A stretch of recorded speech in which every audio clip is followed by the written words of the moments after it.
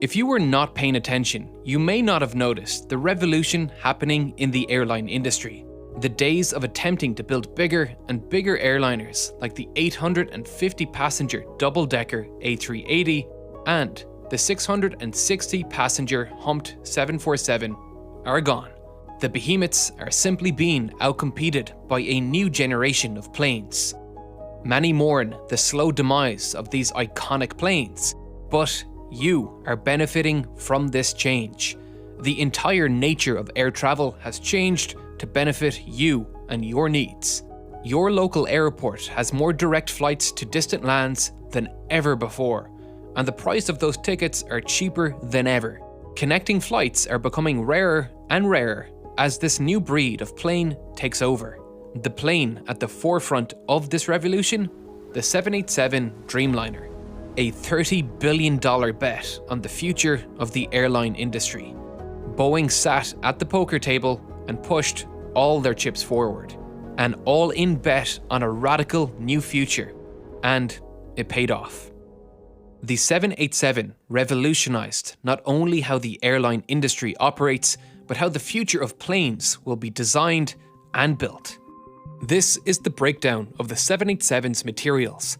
By weight, 55% of the 787 is made from composite materials, like carbon fiber reinforced plastics, making it the first commercial airliner made primarily with this new age material.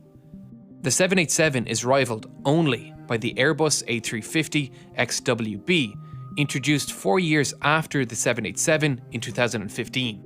So, why are composite materials so desirable for the airline industry, and how has the 787 made the most of their advantages? Composite materials are made up of two or more materials. Take carbon reinforced plastics. They are composed of extremely strong carbon fibers bound together by a plastic resin.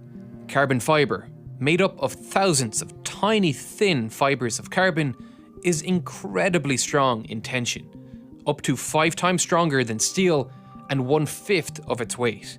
But these tiny fibers can't create a solid part by themselves. This is an image of a human hair beside a carbon fiber.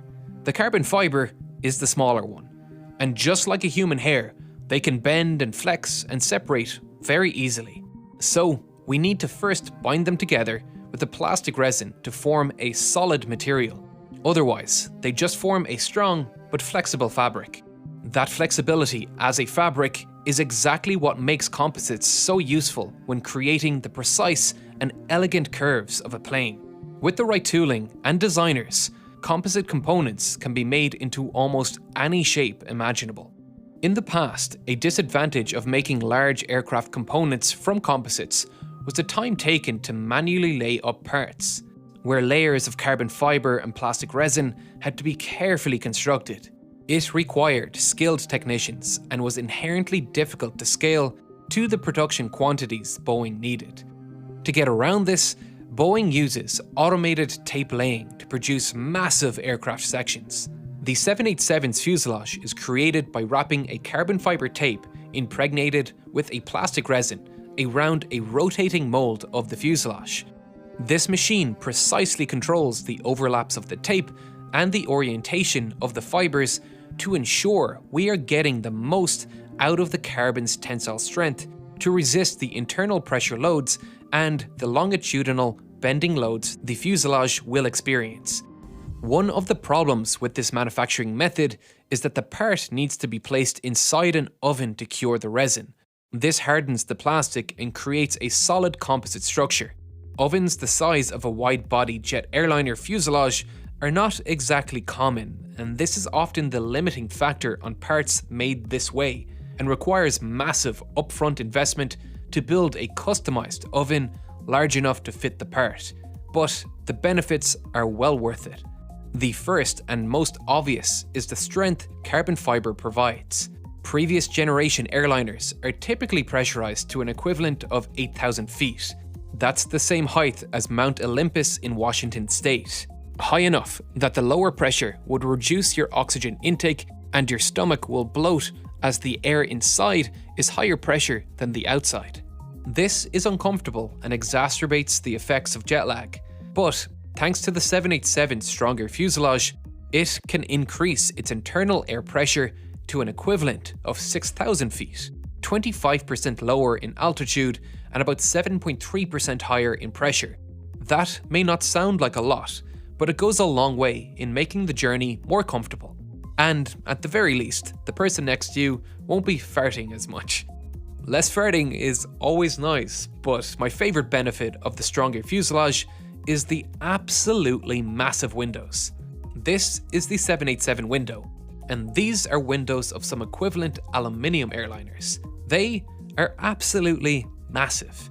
In aircraft made primarily from aluminium, having holes this large in metal panels would result in the buildup of stress at the window boundaries, as the stress contours have to deviate around the window.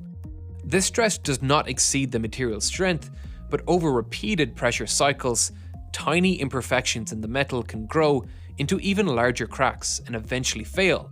Holes this large in an aluminium airliner would severely shorten the plane's flying career before it needed to be fixed or disposed of. Kind of like how cracks in McGregor's leg shortened his career. But it's not a problem for the 787 thanks to composite's relative immunity to fatigue. You could kick Dustin Poirier's kneecap as many times as you like with carbon fiber shins. The carbon fiber construction provides plenty of benefits for the airline operators too, because the fuselage is just one massive part. Boeing was able to eliminate all joints and all the fasteners needed to join them together. Sections that used to be made up of 1,500 aluminium sheets riveted together using 40 to 50,000 fasteners are now just one massive carbon fiber section. Carbon fiber's strength to weight ratio already makes the fuselage lighter, but eliminating joints and fasteners makes it even lighter again.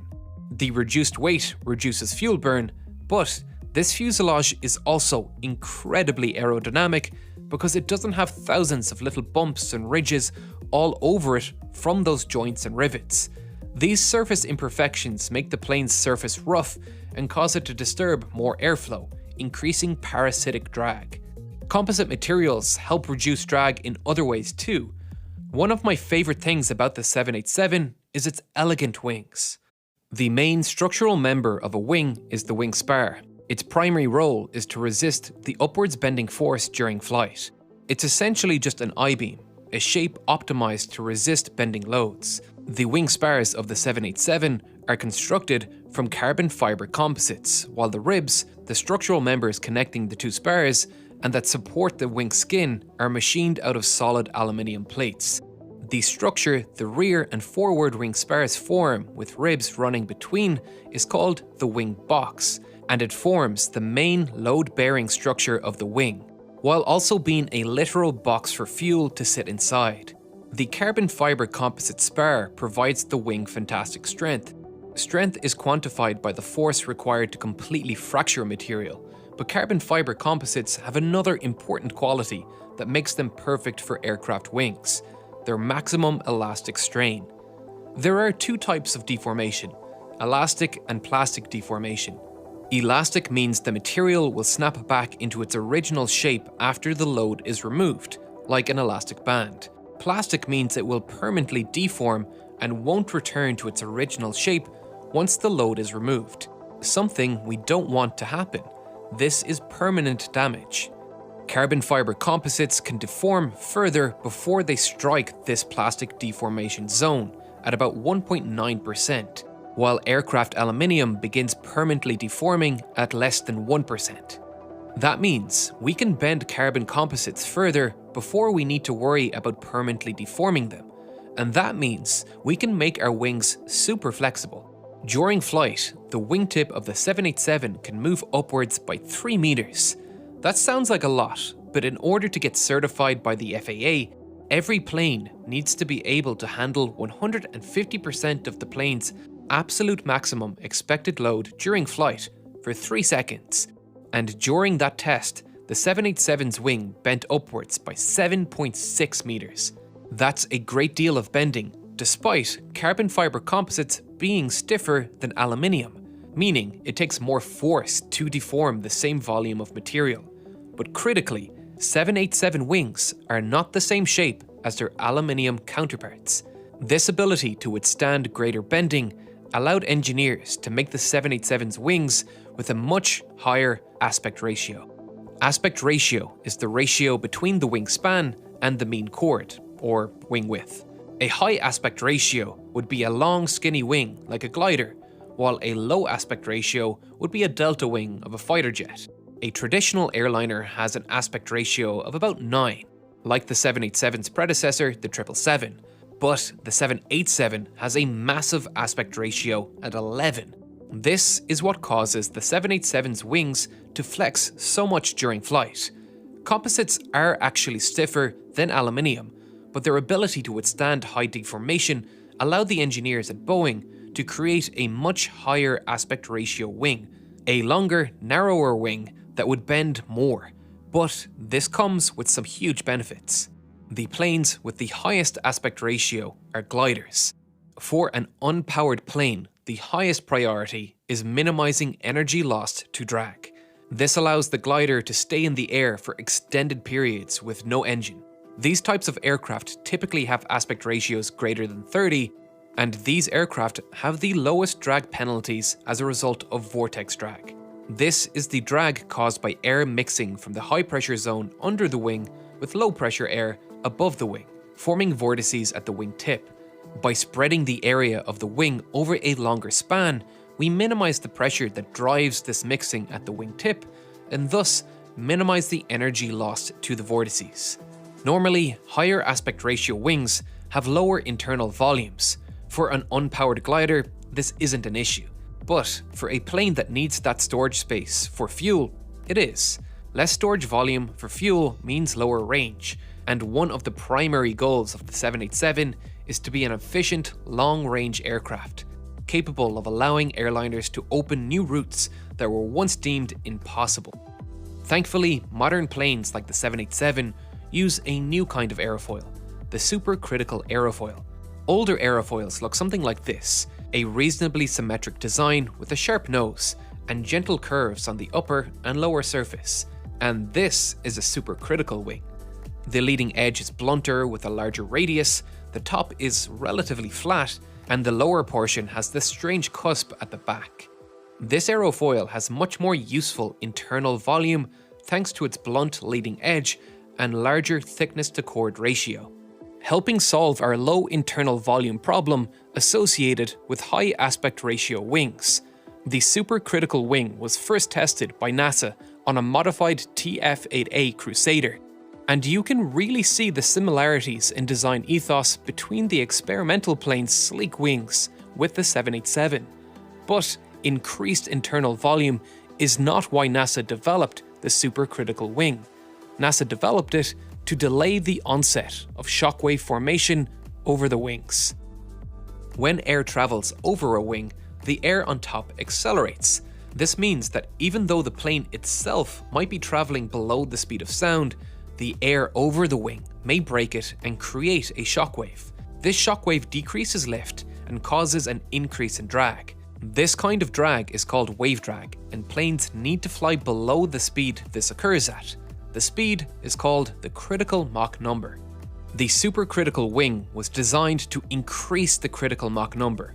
The flat top of the supercritical wing means the air does not accelerate as much as it would over a classic aerofoil. Of course, this causes a loss in lift because that fast-moving air is causing a drop in pressure on top of the wing.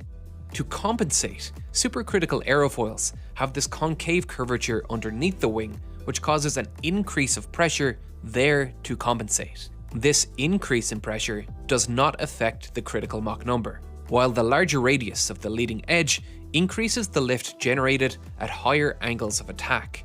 This is because air struggles to follow the tighter turns of a smaller radius leading edge, which causes earlier flow detachment and stall. The larger radius delays this flow separation.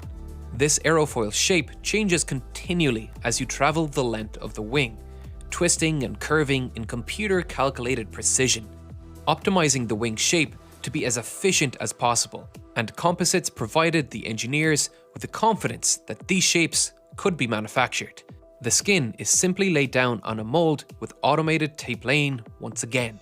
We don't have to beat metal into shape each and every time we want to recreate these delicate curves.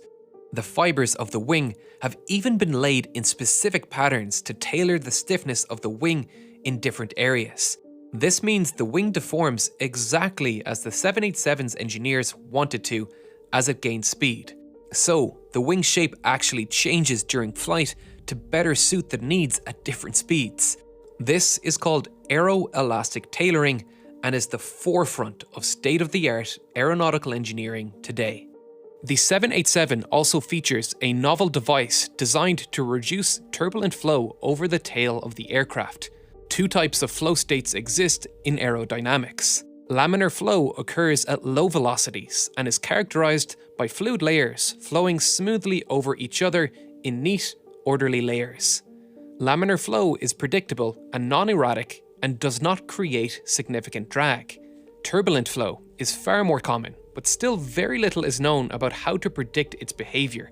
It is very difficult to control because of the formation of small vortices called eddies in the flow, making the flow highly erratic. Turbulent flow occurs at higher flow velocities and causes a significant increase in drag.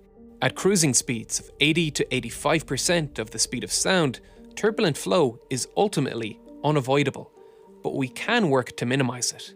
Boeing has developed a technology that helps them delay and control the formation of turbulent flow called hybrid laminar flow control. Details on their implementation of the technology are sparse. This technology is capable of reducing fuel burn by as much as 30%, and so companies are keeping their research extremely secretive to keep their competitive advantage.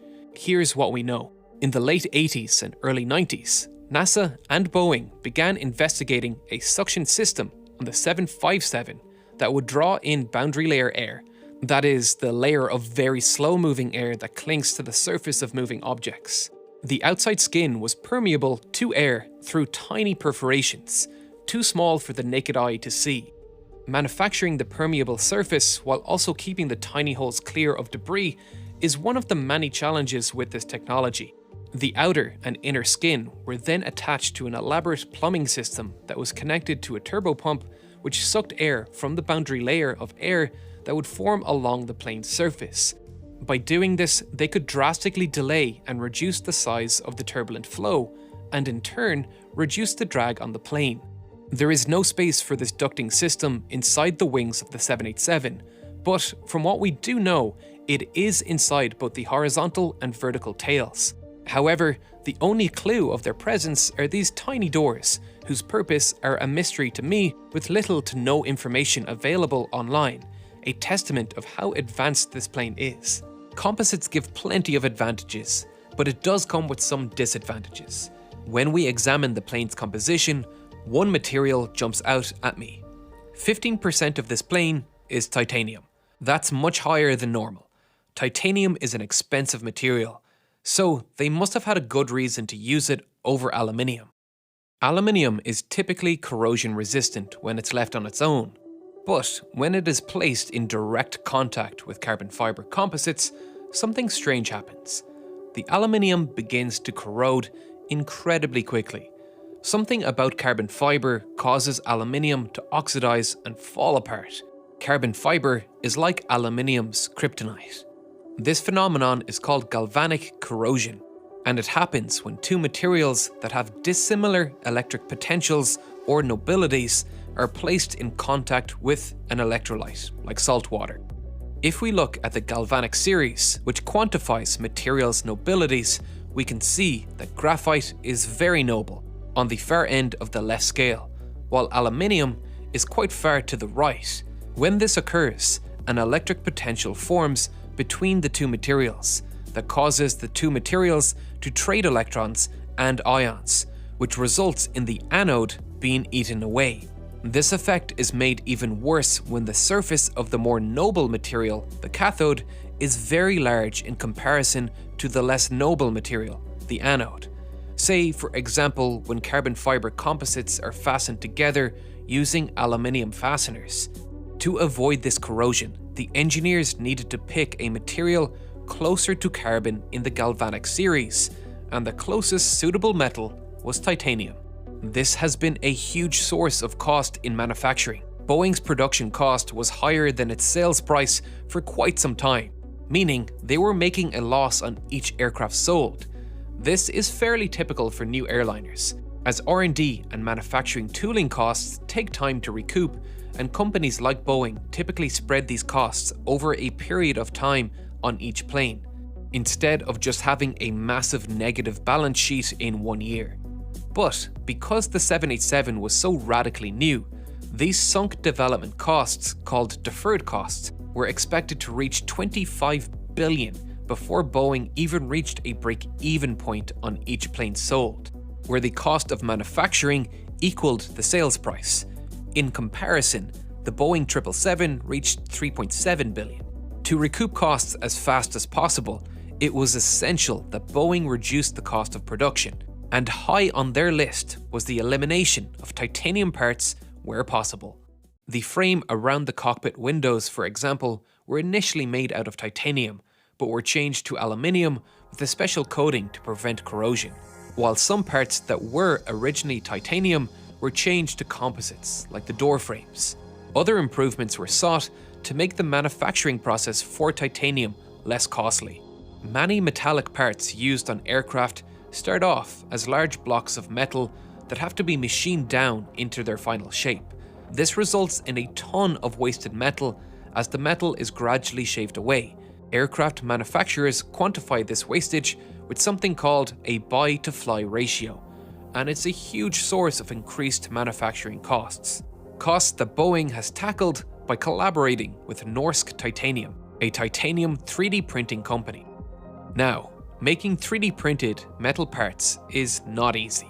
Most titanium 3D printing involves a powdered titanium that is melted together using lasers. Researchers used high-speed X-ray imaging to visualize what happens during this process and found a lot of imperfections. The track varies in height, the powder gets blasted away, resulting in varying thickness and separated tracks, and even bubbles form, causing pores in the metal. This creates parts with a lot of micro imperfections, and imperfections lead to decreased life as fatigue causes cracks to form.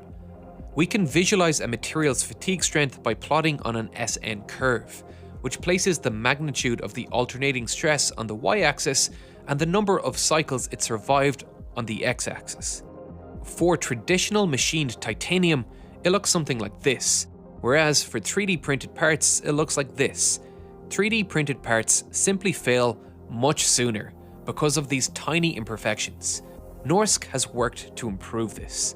Instead of using laser sintering with powder, Norsk have developed a revolutionizing, patented, wire-based metallic 3D printing system for titanium that they monitor with 600 frames per second cameras for quality control. These 3D printed parts are then machined down into their final shape, reducing the total titanium used by 25 to 50%, and their printing method is 50 to 100 times faster than the powder printing method. This process resulted in the first ever FAA certified 3D printed structural components, and they first flew in the Boeing 787. This plane is truly innovative. Titanium was not the only material Boeing worked on removing from the plane's construction to save on cost.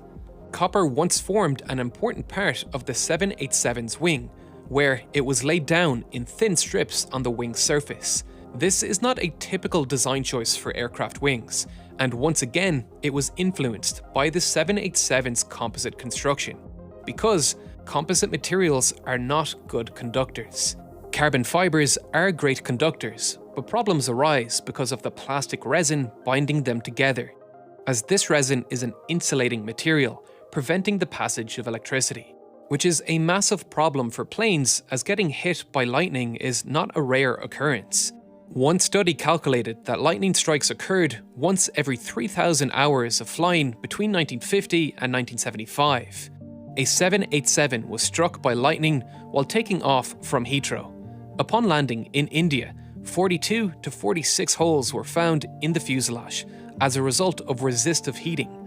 The plane survived and was flown back to London for repairs with no passengers aboard, but composites' vulnerability to this kind of damage is a drawback, and the repair process is more complicated than with aluminium. However, this strike could have been much worse. If the electricity does not run smoothly along the surface of the plane and exit, it may cause a spark in the fuel tanks and cause an explosion. This kind of accident was not uncommon in the early days of the airline industry. Pan Am Flight 214 was struck by lightning while it flew in a holding pattern, waiting for a lightning storm to pass at Philadelphia International Airport in 1967. Its left-wing fuel tank exploded, causing the plane to barrel out of control to the ground in flames. Since then, the aviation sector has implemented rigorous safety measures and lightning protection tests to ensure an accident like this could never happen again. Early 787 wings were designed with copper strips to ensure the electrons had a path of low resistance along the surface of the wing, ensuring they wouldn't travel to the fuel tank and cause a spark, while also preventing resistive heating damage to the composite structure. Fasteners were sealed with an insulating material to stop electricity from traveling down the metallic fastener into the fuel tank, and the fastener themselves were fitted with compression rings and a sealant to eliminate potential spark locations caused by gaps and sharp edges. Finally, the 787 has a nitrogen inerting system that fills the tank with nitrogen. Ignition can't happen without oxygen.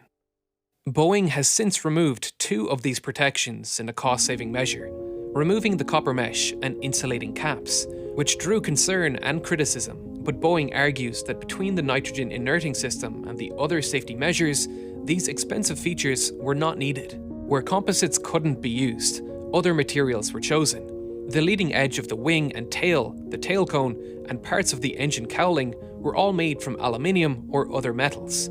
The leading edges of the plane needed aluminium because of composites' poor impact resistance. While composites have extremely high strength, they can be brittle on sudden impacts, such as bird strikes, which most commonly happen at the leading edge of the wing or on the engines. Metals are able to deform on impact with a reduced chance of fracture, instead of shattering as composites would. Aluminium leading edges were also beneficial for the purpose of de-icing because it is a good thermal conductor. If you have ever flown on a very cold day, you may have seen a truck spray fluid onto the wings of the plane. This is de-icing fluid, a heated mixture of glycol and water. It's needed because most planes aren't capable of de-icing themselves on the ground. The 787 can when fed with external power because it uses a new type of de-icing system. The 787 uses electrically heated blankets bonded to the surface of the slats, which are able to heat the surface of the wing and melt or prevent any ice formation on the leading edge of the wing. Traditionally, ice is prevented by extracting hot bleed air from the engine and piping it to vulnerable areas such as the leading edge of the wing, where ice buildup could severely interfere with the wing's operation. This draws valuable energy away from the engines and increases fuel consumption, while also requiring a complicated network of tubing and exhausts which add weight and increases complexity of construction and maintenance.